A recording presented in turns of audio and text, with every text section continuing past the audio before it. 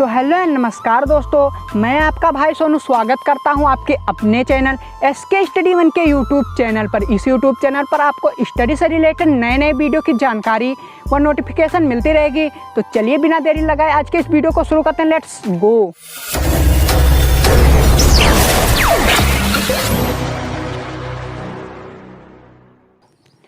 तो आज के इस वीडियो में हम आप लोगों को क्लास 12 फिजिक्स चैप्टर नंबर 1 विद्युत आवेश तथा क्षेत्र के बारे में देखेंगे। तो देखिए, विद्युत आवेश तथा क्षेत्र के जो वीडियो है वो पार्ट वाइज होगा। तो आज का यह वीडियो जो है वो पार्ट 1 होगा। अगले इसी टॉपिक पर वीडियो पार्ट 2 बनाएंगे। तो चलिए आज के इस वीडियो को शुरू करते हैं।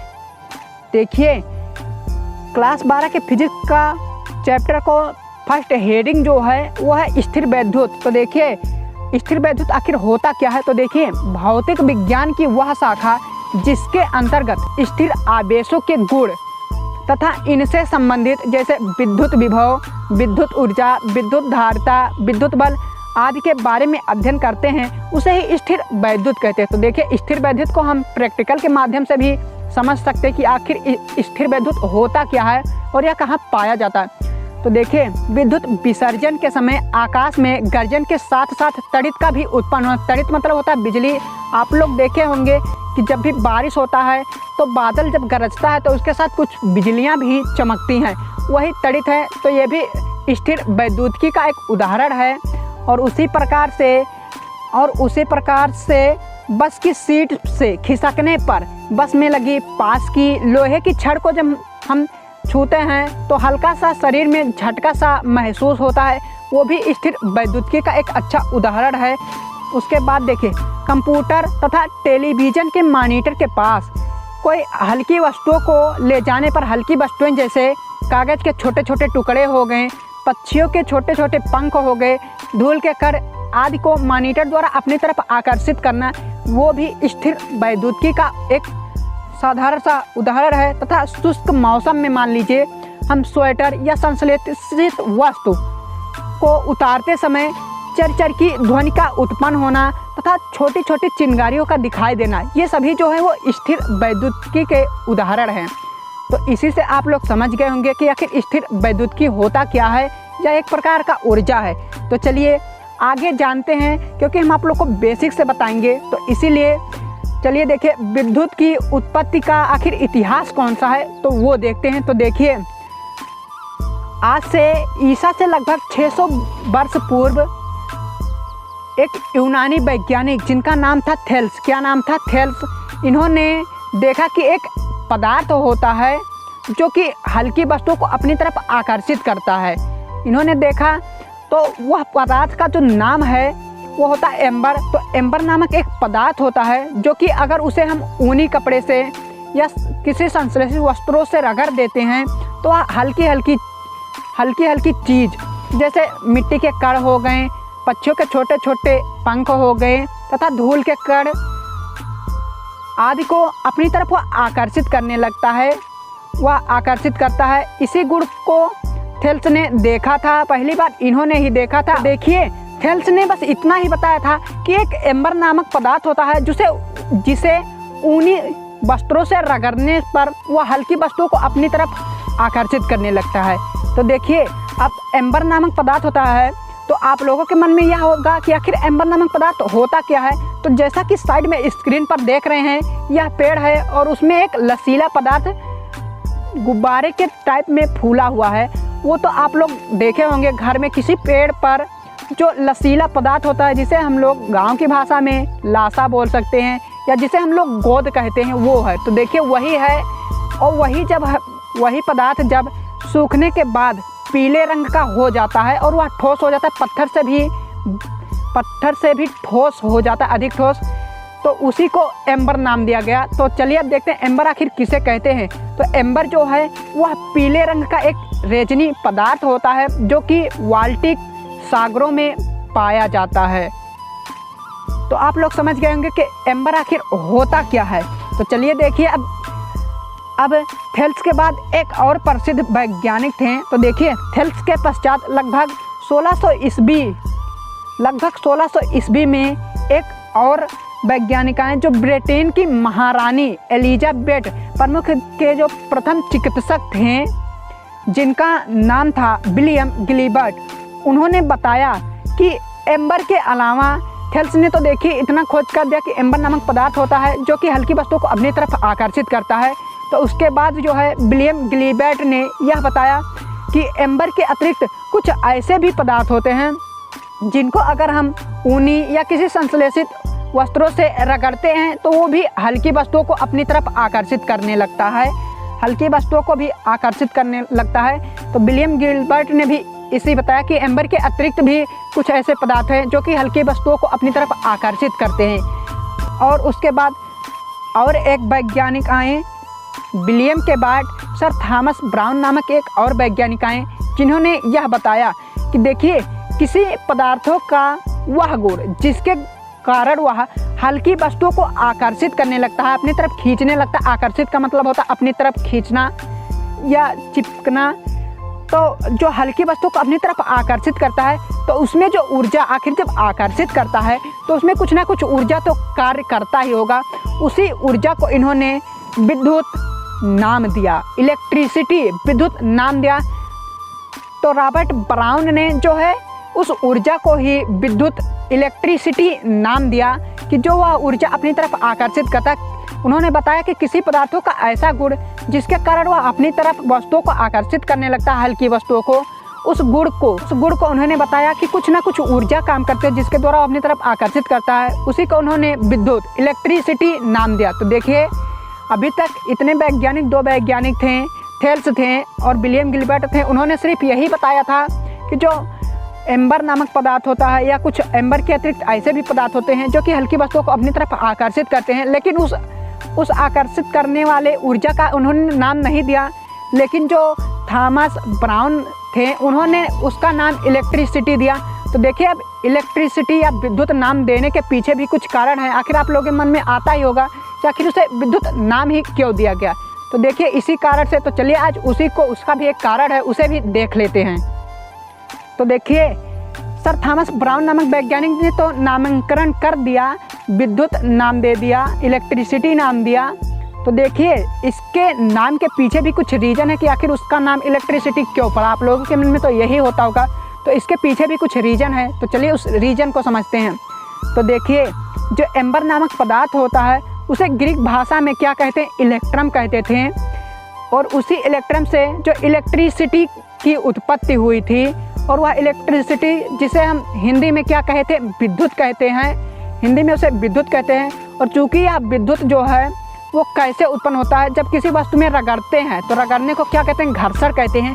तो यह घर्षण के कारण उत्पन्न होता है, इसीलिए इसका पूरा नाम ही कर दिया गया, घर्षण विद्युत नाम कर दिया गया। तो इसी से आप लोगों को ये भी पता चल गया कि आखिर इलेक्ट्रिसिटी नाम क्यों दिया गया। तो उसके बाद उसे कुल हेडिंग को एक घर्षण विद्युत नाम दे दिया गया, एक घर्षण विद्युत नाम दे दिया गया क्योंकि यह घर्षण के कारण उत्पन्न होता था।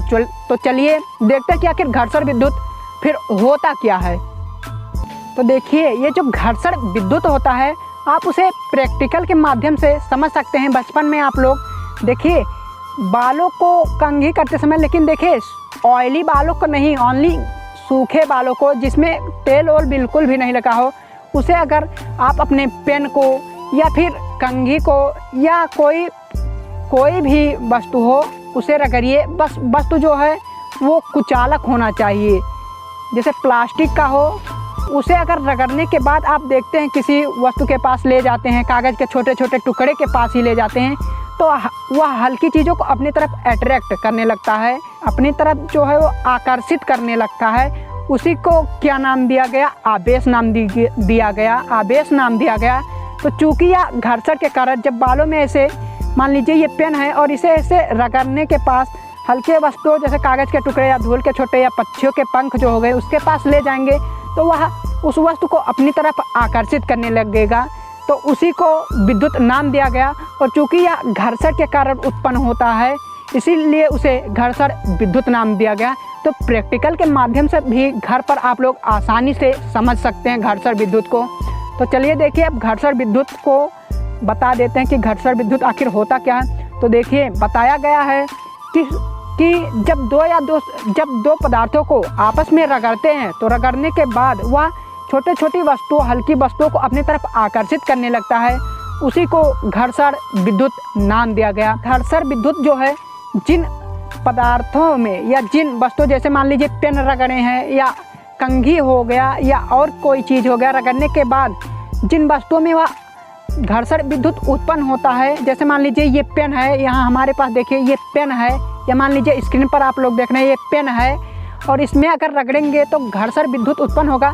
तो ये जो वस्तु है इस वस्तु को विद्युतमय कहते हैं इसी वस्तु को, और जिसमें वह ऊर्जा जो है जिसमें वह ऊर्जा उत्पन्न हो गए, जिसके कारण वह छोटी छोटी वस्तुओं को अपनी तरफ आकर्षित करता है, उसे विद्युतमय कहते हैं। तो देखिए विद्युतमय होने के कारण यह कहा जाता है कि वह वस्तु जो है वो आवेश को ग्रहण कर लिया है, उसमें आवेश उत्पन्न हो गया है, इसीलिए आवेश उत्पन्न हो, तो उसी को कहा जाता है कि यह पदार्थ जो है विद्युतमय इलेक्ट्रीफाइड हो गया है। चूँकि यह आवेश चार्ज को ग्रहण कर लिया है, उसी को विद्युत घर्षण नाम दिया गया। तो चलिए इसके आगे के टॉपिक को फिर देखते हैं।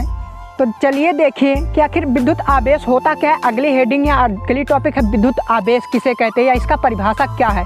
तो देखिए ये विद्युत आवेश जो है यह एक भौतिक राशि है जिसे यदि कोई पदार्थ अर्जित कर लेता है तो वह विद्युतमय आवेशित हो जाता है तथा जो है वो अपने विद्युतीय गुणों का जो है वो प्रदर्शन करने लगता है। इसी को विद्युत आवेश कहते हैं। तथा विद्युत आवेश का जो मात्रक होता है वो होता है कूलाम, तथा इसका संकेत जो होता है वो C होता है। तो देखिए इसका जो बीमीय सूत्र होता है वो होता है m⁻0 l⁻0 और a। क्योंकि देखिए अगर आप लोगों को बीमीय सूत्र निकालना नहीं आता होगा तो कमेंट बॉक्स में कमेंट कर दीजिएगा, मैं उसका भी एक अलग से वीडियो लेकर आऊँगा। तो इसका सूत्र यही होता है m⁻0 l⁻0 और a। तो देखिए कांच की जो छड़ होती है जिसे हम इंग्लिश में ग्लास रॉड बोलते हैं, उसे रगड़ने के बाद एक जगह लटका दिया गया और उसके बाद देखिए और एक कांच का छड़ लिया गया जिसको फिर रगड़ने के पश्चात उस वस्तु जो लटकी हुई कांच की पहली छड़ थी उसके पास ले जाया गया। तो देखिए इन दोनों के मध्य में जो है वो एक बल कार्य करता था जो कि प्रतिकर्षण बल होता था। प्रतिकर्षण का मतलब होता है एक दूसरे को दूर थोड़ी दूरी पर धकेलना मान लीजिए, तो वह जो है वो प्रतिकर्षण होने लगा। उसके बाद दूसरे प्रयोग में एक एबोनाइट की छड़ को लिया गया। उसके बाद जो है बिल्ली की खाल भी कैसी होती है, ऊनी टाइप में होती है, उससे रगड़ने के पश्चात लटका दिया गया तथा दूसरे एबोनाइट की छड़ को बिल्ली की खाल से रगड़ने के पश्चात जो है फिर पहले वाले एबोनाइट की छड़ के पास ले जाया गया। तो इन दोनों के मध्य भी प्रतिकर्षण बल कार्य किया जिसके द्वारा एक दूसरे को थोड़ी दूरी पर धकेलने का कार्य करता था, उसे प्रतिकर्षण बल नाम दिया गया था। तो वो भी प्रतिकर्षण बल का है। तथा तीसरे प्रयोग में देखिए कि एक कांच की छड़ को लिया गया, उसे ऊनी वस्तु से रगड़ कर एक जगह लटका दिया गया और उसके बाद फिर एक एबोनाइट की छड़ को लिया गया। तो देखिए इन दोनों वस्तुओं के बीच में एक आकर्षण बल कार्य किया जिसके द्वारा एक दूसरे को वह आकर्षित करने लगा। और देखिए चूँकि इन तीनों प्रयोगों में यह तो सिद्ध हो गया कि जो कांच की छड़ थी और दोनों कांच की छड़ थी उसमें अलग आवेश उत्पन्न हुआ और एक ही प्रकार के आवेश उत्पन्न हुए। तो आप लोगों ने पढ़ा होगा कि एक ही पदार्थ कभी एक ही प्रकृति की वस्तुएं एक दूसरे को प्रतिकर्षित करती हैं, आकर्षित नहीं करती हैं। और दूसरे प्रयोग में भी आप लोगों को यह सिद्ध हो गया कि इसमें भी एक ही प्रकार के आवेश उत्पन्न हुए। और तीसरे प्रयोग में आप लोगों ने देखा कि जब एबोनाइट की छड़ को लिया गया और कांच की छड़ को लिया गया तो उसमें देखिए अलग अलग प्रकार के आवेश उत्पन्न होने के कारण वह एक दूसरे को आकर्षित करने लगी। तो चलिए अब इन सब के बावजूद अब इस जो आवेश होता है आखिर उसका नामकरण कैसे हुआ, तो चलिए आज अब उसको देखते हैं। तो देखिए आवेशों का नामकरण जैसे हम लोगों को नामकरण करने के लिए बुआ, दीदी आज सभी लोग या पंडित जी को बुलाया जाता है, ठीक उसी प्रकार से आवेशों का नामकरण करने के लिए एक वैज्ञानिक आए जिनका नाम था बेंजामिन फ्रैंकलिन। इन्होंने कांच की छड़, चूँकि यह आवेश जो है वो कांच की छड़ में उत्पन्न हुआ था, तो कांच की छड़ में जो आवेश उत्पन्न हुआ था उन्होंने उसका नाम कचाभ विक्टोरियस रखा। और जो एबोनाइट की छड़ में आवेश उत्पन्न हुआ था उसे उन्होंने रेजनी नाम दिया। क्या नाम दिया? रेजनी नाम दिया, क्योंकि वह रेजनी नामक एक पदार्थ होता है। जो एबोनाइट की छड़ होता है वो रेजिनस पदार्थ होता है, इसीलिए उसका नाम रेजनी रखा। और देखिए बाद में इसी नाम को बदलकर जो कांच की छड़ में उत्पन्न हुआ था उसे धन आवेश नाम दिया, धन आवेश। और जो एबोनाइट की छड़ में उत्पन्न हुआ था उसे ऋण आवेश नाम दिया। तो देखिए इसी से अब आप लोग यही पढ़ेंगे और अभी तक यही पढ़ते आए हैं कि आवेश अब दो प्रकार का होता है जिसका नामकरण हो गया। एक होता है ऋण आवेश और एक होता है धन आवेश।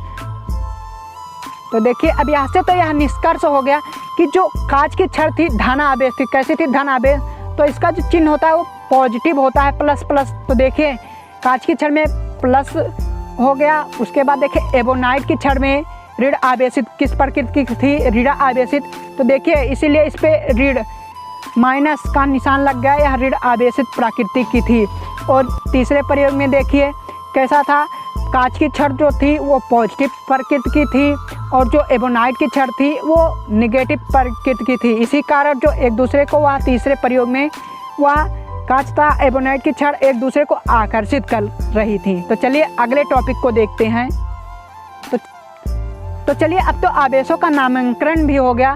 तो चलिए देखिए अब सजातीय आवेश क्या है। तो जिसमें एक ही प्रकार के आवेश पाए जाते हैं। जैसे मान लीजिए पहले प्रयोग में पॉजिटिव आवेश के पाए गए थे धनावेश और दूसरे प्रयोग में नेगेटिव पाए गए थे, तो उसे सजातीय आवेश कहते हैं। और फिर दूसरा देखते हैं तो विजातीय आवेश कैसे कहते हैं। तो देखिए अलग अलग प्रकृति के आवेशों को विजातीय आवेश कहते हैं। जैसे कि तीसरे प्रयोग में देखा होगा कि कांच की छड़ पॉजिटिव प्रकृति की थी और जो एबोनाइट की छड़ थी वो निगेटिव प्रकृति की थी, जो एक दूसरे को आकर्षित करती है, उसे ही विजातीय आवेश कहते हैं, जिनमें अलग अलग प्रकार के आवेश पाए जाते हैं। तो इससे सजातीय और विजातीय भी आप लोग समझ गए होंगे आवेश क्या है। तो चलिए आज के इस वीडियो में बस इतना ही, मिलते हैं इसी के नेक्स्ट पार्ट में।